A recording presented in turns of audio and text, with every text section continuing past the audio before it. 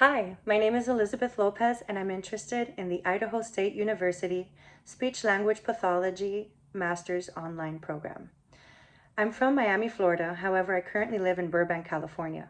Both of my parents are Cuban refugees, and I learned English in elementary school. However, I consider English to be my main language. I also studied American Sign Language and Brazilian Portuguese, and later became a medical interpreter for Spanish, English, and Brazilian Portuguese.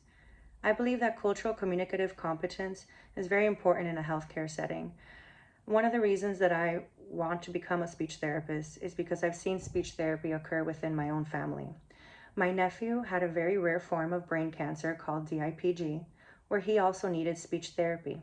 He had some motor function issues and he had dysphagia, and I got to see and help out with his therapies at home.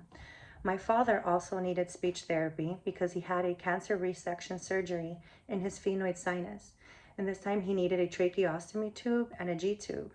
Since this was during the pandemic, most of his treatment was at home. He had telehealth, and I would be very hands-on with the therapy for my nephew and for my father.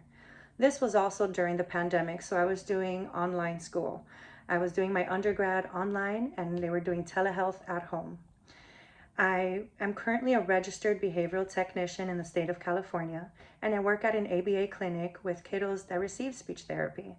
I work with kids that use AAC devices and that have some speech delays.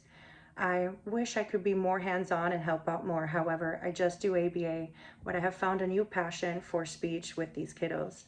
I have an interest in working in pediatric and geriatric cases for dysphagia, neurological disorders, speech fluency disorders, and I really think that Idaho State has the education that I can benefit from. Thank you for your time. Please consider my application, and I hope to hear from you soon.